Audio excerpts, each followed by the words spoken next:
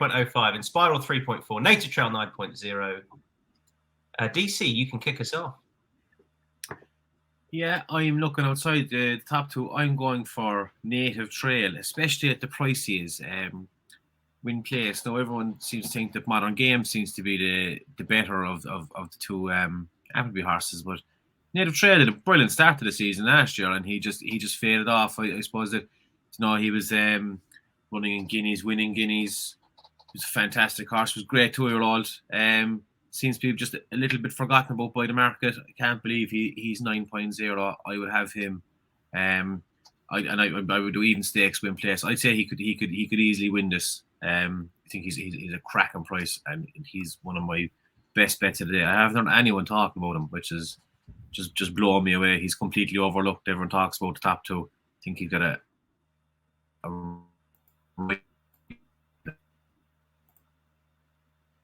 and Tom seems to have frozen there again. So we'll go to you, Jonesy. There, who do you fancy? Oh, thanks. I think he's just lifeless. I don't think he's frozen. He's just lifeless. Yeah.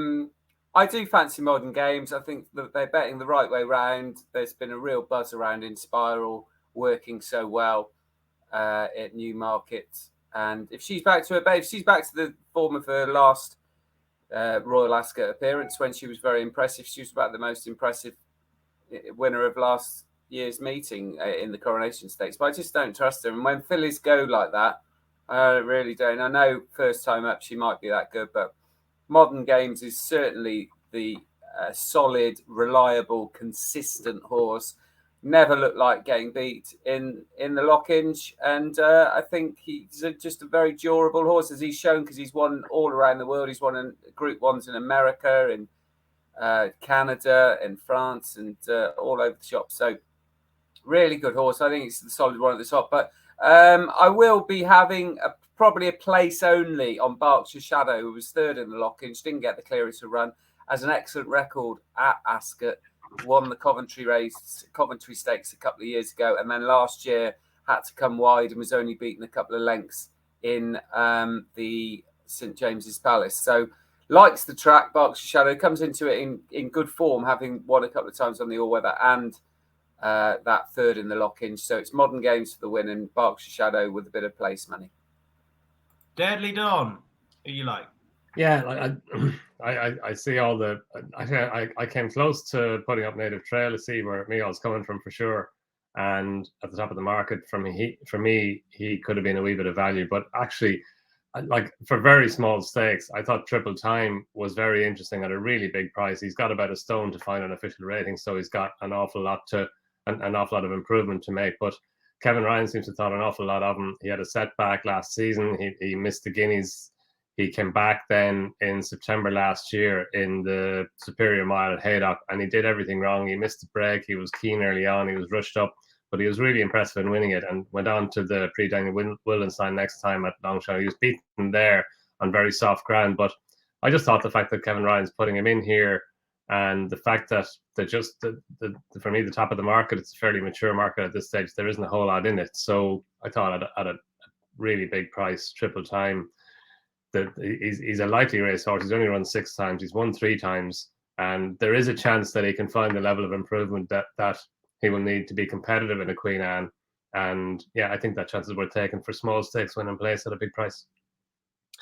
I'm looking further down the betting as well with Light Infantry. Jamie Spencer booked. We know his record on the track. I hope they go fast enough. I think he's on that Deauville form last year.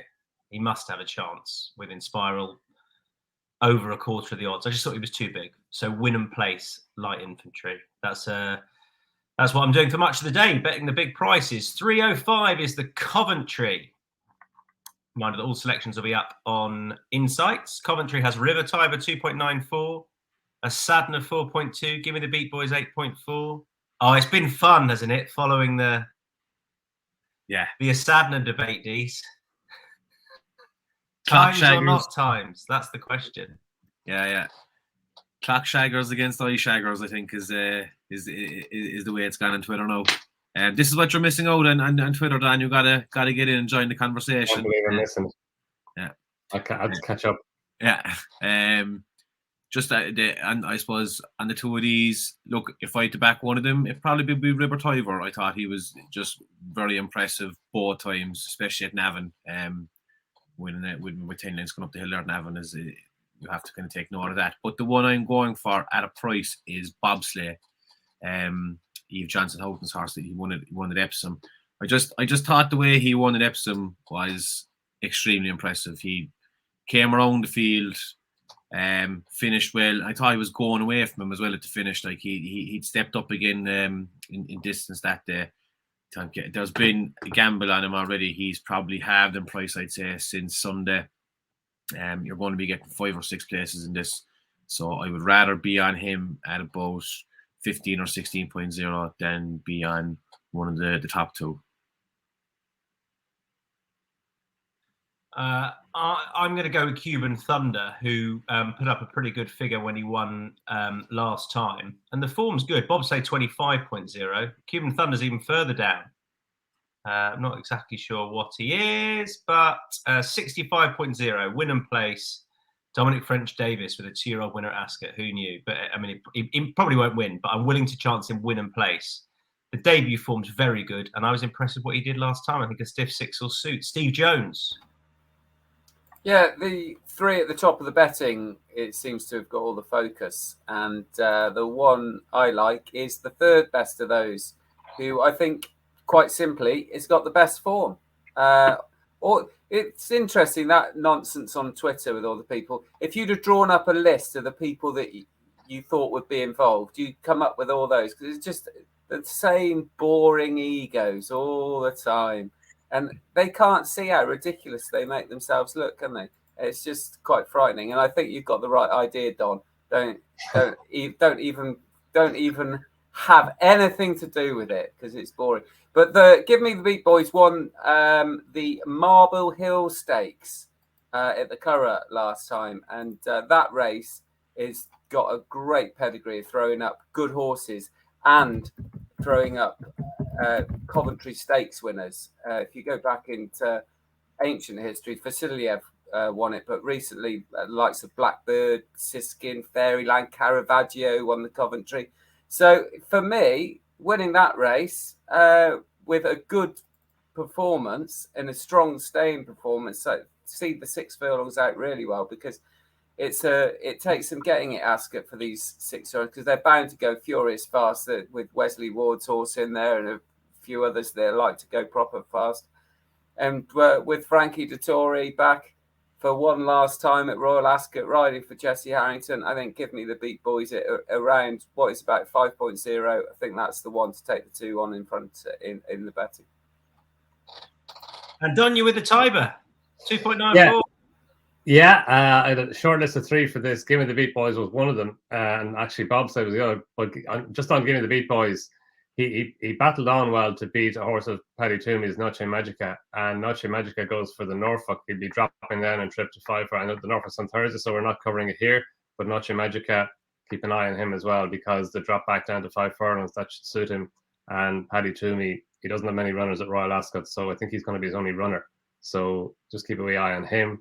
And Bobsleigh, yeah, definitely see where Micheál is coming from. And Bobsleigh won the Woodcut, and I thought Charlie Bishop gave him a super ride in the Woodcut. He just had him out wide, and he didn't go from too early, and he kept on well to win. And Buratino, he won the Woodcut before coming on here to win this a couple of years ago. But River Tiber, yeah, just what he did at Naas, like he was dropping, he won his maiden over 5.5 furlongs. He dropped down to 5 furlongs for the Calix race at Naas, and Tourist horse of Jerry Lyons put it up to him, and he looked in trouble actually about a furlong out. He was a long odds on shot, but just his strength through the final furlong up the hill at Naas over 5 furlongs, even though he's bred to be potentially a 5 furlong horse, it just shaped like for all the world, like the step up in 6 to 6 would suit him. And I think Aidan O'Brien said pretty much directly afterwards that it was the Coventry, not the Norfolk, that he'd be going for. And he should improve again. So yeah, I think he's a worthy favourite. All right, 4 different selections going up in the Coventry. After that, it's more Group 1 racing with the King's Stand Stakes. Loads of fillies towards the top of the betting here. Highfield Princess 3.65, Coolangatta 4.9, Manukau 8.4. Must be because Frankie's book. Dramatized 9.6. Bigger prices thereafter. Go on, Don. Make the case for Manukau. Yeah, I like Manukyan Tom. He's got really good course form. I thought his run the last day in the Palace House Stakes was very good. Like the reins came in. Look, he does have form on easy ground, but he was over on the far side. He raced from stall 1. The 3 horses who filled the first 4 places with him were drawn 15, 16, and 17. If I remember Vadream, she came down the near side, and she loves that ground. That was his first run since October, since he came over here and won the Mercury Stakes at Dundalk. And yeah, like he's got good form at Ascot. He won the Shergar Cup Dash back in the summer of last year. He finished 5th. He wasn't beaten far in the handicap at this meeting last year in fast ground, and he's run well on easy ground as well at Ascot. So that was when he won the listed race at the October meeting, the Rouse Stakes on easy ground. So I like him going back to Ascot. And yeah, I think there's every chance that he'll come forward. I think you can mark him up at least a little bit on his run in the Palace House. That was a seasonal debut, so there's every chance he'll come forward from that. And John Ryan's horses are in really good form. Frankie Dettori is booked, and I guess whatever Frankie rides this week, especially, you're going to nick a fraction off the odds that you're going to get. But he's an asset. We know that for sure at Ascot. So yeah, I think Manukyan has plenty in his favour. Stephen Jones, who for you? I think this is impossible because you've got so many horses coming from all corners of the world. The Australians, who obviously won it last year. You've got Wesley Ward coming over, and various other horses coming from every angle. And I kept going around in circles and coming back to Highfield Princess. I know she's at the top of the betting, and she's not really my kind of price in it, certainly in a race like this, but she's just very solid. She's got form at the very highest level, especially that Nunthorpe win from last year over fast 5 furlongs. But she's also got really good form over 6 furlongs. She's only beaten a length and a half in the Queen Elizabeth Jubilee that it will be this year. Last year's Royal Ascot.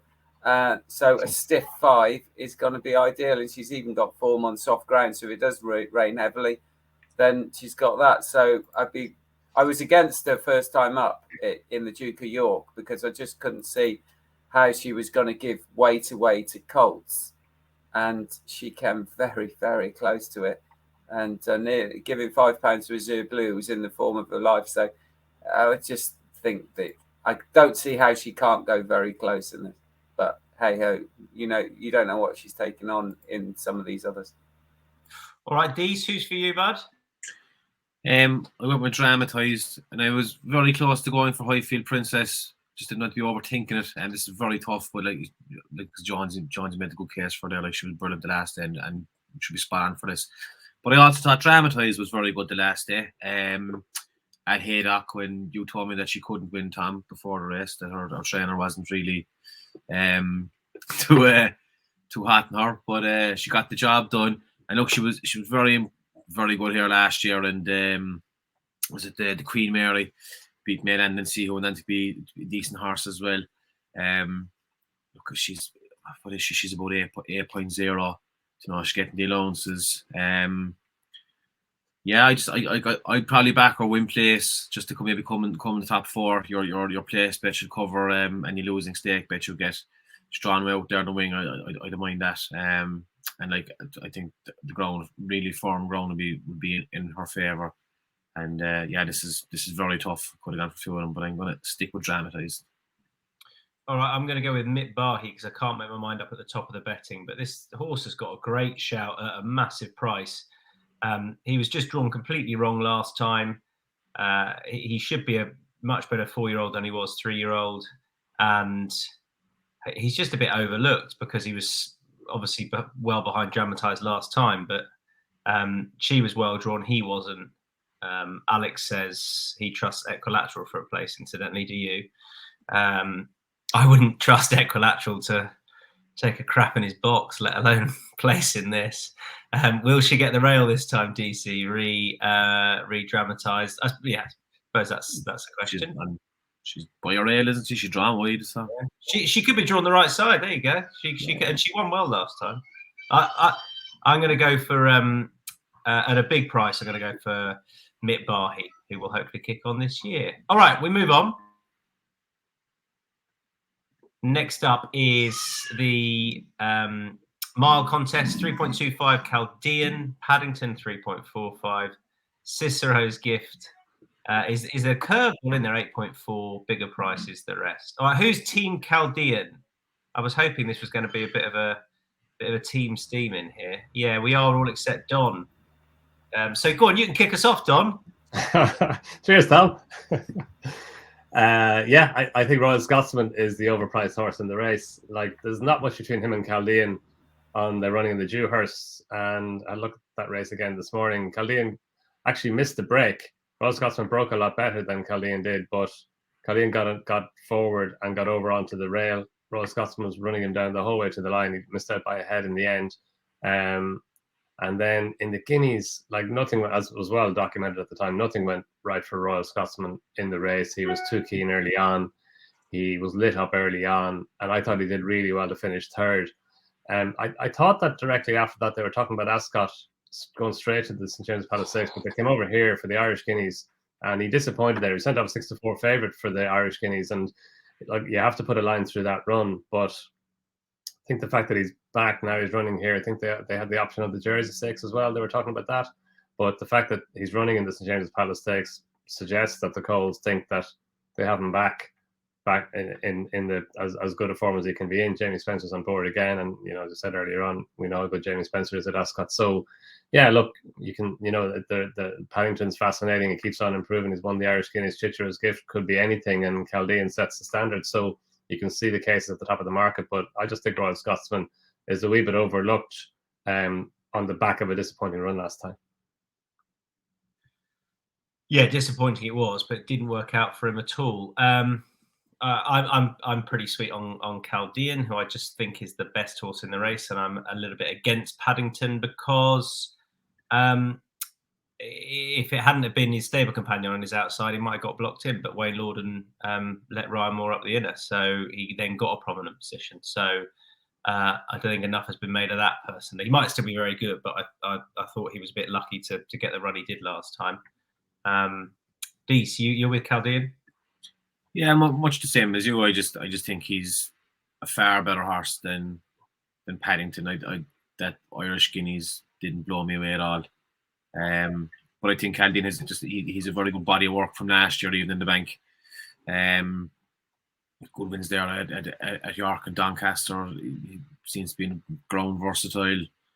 But Frankie's on. He'll probably go off a lot shorter than the price he is now as well. I think by the time he gets there, I was surprised they were kind of joint favourites for the past few days. But Mark seems his move for Chaldean now, and see him going off closer to evens, and I think he's fairly solid. If Frankie's already run a couple of races, he almost certainly will do. Steve, what do you want? Yeah, I mean, Chaldean's so good. He's reached that pinnacle that every horse aspires to, is that he gets people to change the way they say his name in the kind of Quarto Star vibe. And he's obviously coming into it off the back of that Guineas win. The last two winners of the St James's Palace had both previously won the 2000 Guineas. And it's kind of that sort of vibe from Chaldean that he just keeps winning. He's the best 3-year-old miler at this point in time, and that should be good enough. And so for that reason, I'm with Frankie again in Chaldean. All right, there we are. That is the SJP done. Ascot Stakes next. I'm sitting this one out. I thought this was a bit difficult. We have got some bets for you though. Steve, you are with the Richard Hughes horse. Bring on the Night is 3.15. A horse with own in 9.2. Law of the Sea 12.0. What is the Hughes horse? What price? We'll get there shortly. For Calling the Wind is 15.5. Yeah, I like that price. Winning place. This horse has got a really good Ascot record. It's been placed in the last two Queen Alexandra stakes that closes the meeting. That's over 2.5. So not far off the Ascot Stakes is a furlong so shorter. But this horse is really good at staying distances, because not only does he stay 2.5 miles, he's got gears, this horse. When he won at Goodwood a few years ago, he absolutely cruised through the race, and put the race to bed, beat Withhold. And although that was a couple of years ago, he's got really consistent form in all manner of trips. He was third in the Cesarovic, but then he was runner-up in the November handicap over 2.5. And it travels so well. The jockey who on this occasion is Billy Loughnane, who takes off £3. So it'd be interesting. He's been so hot. I mean, he's well worth the £3 claim still. So that's a good positive. Richard Hughes's horses, a slow start to the season, but really firing at the moment. And in the Chester Cup, which I don't think really would be his track. I think he much prefers them to go a proper gallop so he can use those gears. And and the stamina, and he didn't get the clearance to run, so that was a perfectly respectable race and a good prep run. So calling the wind with the track in his favour and the stable in form, and Billy Loughnane in the saddle. Okay, and you remaining two with the favourite, Donn. You can lead us off. Yeah, I just think it's sticking out, and he's obviously top of the market. But a Willie Mullins horse, Ryan Moore up, who ran the race that he ran last year. Like, he was obviously, he came over from France. He won a conditions race in France for Andre Fab. Then he was over hurdles. He finished fourth behind Constitution Hill in the Supreme Novice Hurdle, now albeit a fairly remote fourth. And then went on to Punchestown. He got beaten by El Fabiolo there. He didn't run again after that until Royal Ascot last year in the Ascot Stakes, when he was beaten by Coltrane. Coltrane is like rated vastly superior to what he was then. He's a 5-2 shot or thereabouts for the Gold Cup. So, and he travelled through his race well, and only just got beaten by Coltrane. He was only beaten less than a length by Coltrane in the end. He's back now 12 months later. He hasn't run since then, which to my mind is a positive, given that he's trained by Willie Mullins. He's only £4 higher than he was then, off a mark of 97. So he's still lightly raced in all codes. His hurdles mark of 139. He's got the potential to be better than that over hurdles. He's definitely got the potential to be better than the mark of 97 on the flat. We know he stays the trip well. We know he handles the track. So he just has so much in his favour. Law of the Sea was interesting at a bigger price to me. He was a bit unlucky in the Chester Cup, and then he stayed on to finish second behind Solent Gateway. Last time Solent Gateway got a bit of a solo in front, and he was staying on well, so a faster pace and the step up in trip should help him. But yeah, I just think it's hard to see beyond Bring on the Night. Steve, what do you want to add? To what? Sorry, no, I'm the other one of them. Yeah, I just wondered if Steve wanted to add anything. No? Fine. I don't have anything really to add as well to that. What do you want to add, Dees? Nothing really. Donn said it all. You have the greatest trainer of all, with a year to walk back to this. He'd be no problems with fitness. Unlucky last year. Just keep it simple. Just back to favourite. Bring on the night. Our producer was so on the ball there because he flicked to DC, even though I said Steve. That was impressive. Man, Two shots Bring on the Night, one for calling the wind. The Wolferton up next.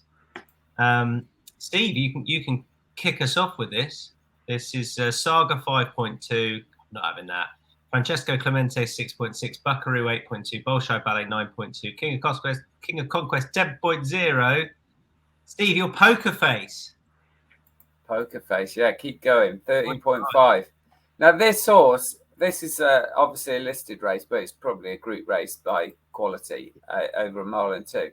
Now Poker Face only made his debut last September, and he won all 3 starts last season, albeit at a lower level, including an 8-length win and a handicap when he was clearly let in lightly. And the very fact that he's run really well so far in group races this season, runner-up in the Earl of Sefton to Ottoman Fleet, who went over to America and was a Group 2 winner and ran third in a Grade 1. And then at Chester, Jamie Spencer decided small field, Huxley Stakes, Group 2, make the running, ran really well, and had some of these, had Point Lonsdale, who's a bloody good horse, on the stretch a little bit. And that was a good run, and I think he's going to be better just held on to a little bit, getting a lead, and he should be able to do that. He's got a widish draw, but I always think that you shouldn't worry about a wide draw in these sort of races because it gives the jockey more options. If you're on the inside and you get 2 or 3 back, you don't see any daylight until 2.5 furlongs out, maybe, and that's not ideal. So Poker Face is a horse with a lot of upside. I think it's only been racing for 9 months or something. Only had 5 starts, and I think it's well up to this sort of level. So I'm amazed that this horse is that sort of price. A friendly reminder on the draw, just a variety of trips. It's 1.5 miles. Is wide is no bad thing, isn't it? And the trainers go, "Oh, he's joining the car park. That's a good thing." But on the round mile, wide's probably not good. I think that's the sort of general rule of thumb. But definitely the 1.5 mile factor. It's no bad thing to be drawn wide. Anyway, what about mile and 2? I don't know. It's too difficult. That's Steve's Poker Face. Deasy. Yeah, I'm with a check and challenge in this. I think this will set up nicely for him. He's dropping down in grade, although this is still a hot race. He's run sadly come out of games this season already. What I like about him is that both races they were over a mile and he was just getting going towards the end. He was staying all day. He was just arriving the last furlong. And again, they were proper Group 1 horses. He's probably not at that level, but I see him going up in trip here. He's going up to 1 mile 2. I think that'll suit him. He's run fine in Ascot before. He ran behind Bayside Boy at the end of the season last year and on Champions Day. And again, he was just staying on into 40s and he beat 2.5 lengths. He's a big price as well. He's about 21.0. So I just think this could set up nicely for him. I can see him arriving late in the scene and definitely running into a place. Donn McClean. Yeah, Buckaroo. Fully agree on the draw.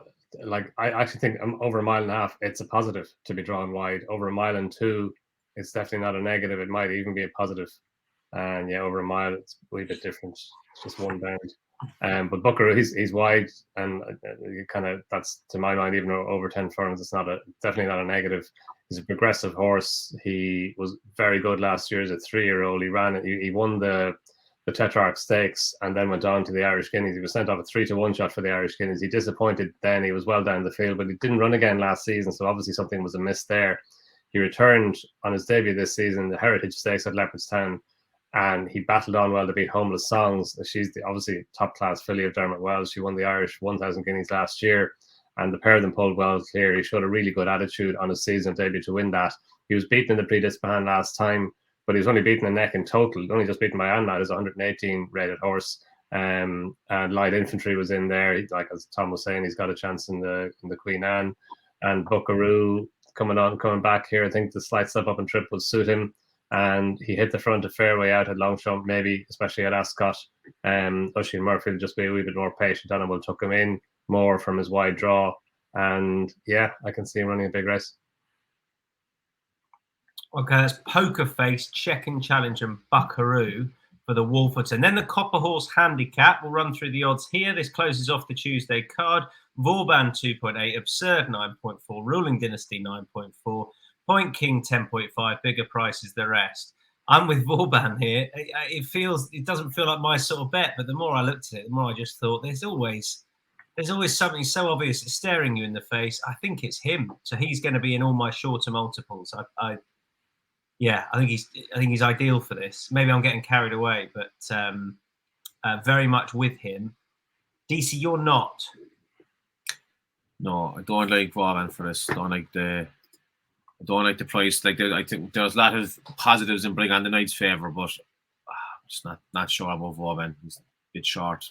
Yeah. If I had to back either the Mullins horse, I'd probably back the second fella, Absurd, there, because he has probably a better flat pedigree. The one I'm going for is Berkshire Rocco at a bigger price. Many years ago, he finished second to Santiago here at Ascot over this distance, over 1 mile and 6. And kind of he did all right again after that. Like, I mean, I think he won was it Champions Day? He won a North Muirla Stakes there. This is 2020. He's had wind surgery and been gelded since. Had a good old break, but has been brought back this year. He's run 5 times on the all-weather. Got back on the turf there at Newmarket in the start of May. I just think that he's he probably snuck under the radar. I mean, he's only 6. He could say he's gone at the game or anything. And again, he's a double figure price. You're going to be getting plenty of place concessions in this kind of race. So I'd rather be on something at that price now than be looking at Vauban. And Steve Jones. Yeah, I'm taking a bit of a chance with a Deasy, who was favourite for the Ebor, not, what would it be, 10 months ago. Finished absolutely laugh-tailed off, but finished lame that day, so clearly suffered an injury and wasn't seen again. But prior to that, it'd been fairly unfortunate in the Old Newton Cup not to have landed 5 wins on the bounce. Was beaten 3rd at Haydock in the Old Newton Cup, despite getting no run.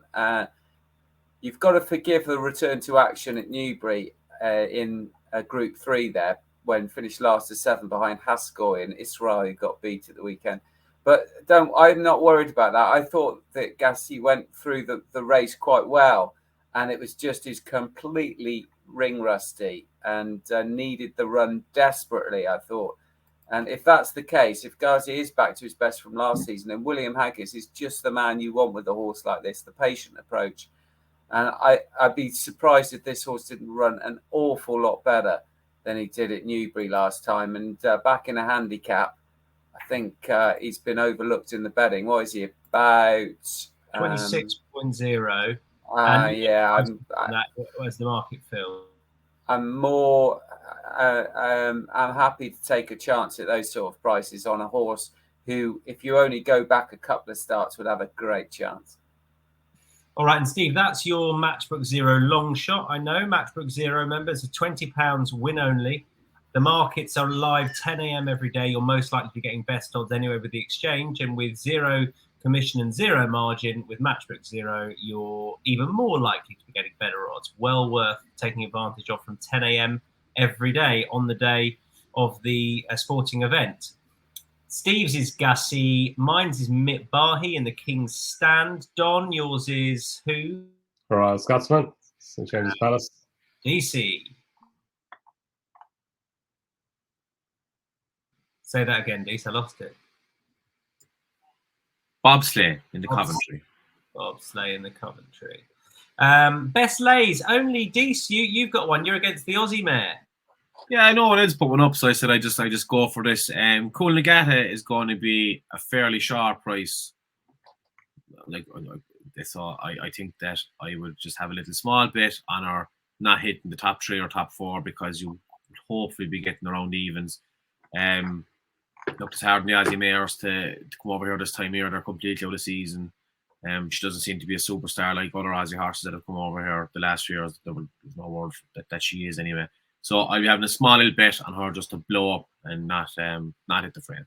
That's Coolangatta in the King's Stand. And best bets. My best bet is Mitbahi in that very race. Win and place. Steve, your best bet? Poker Face, win in place. Donn. Royal Scotsman, as above. And he loves the Royal Scotsman. Deasy. Native Trail in the Queen Anne. Native Trail in the Queen Anne. All right.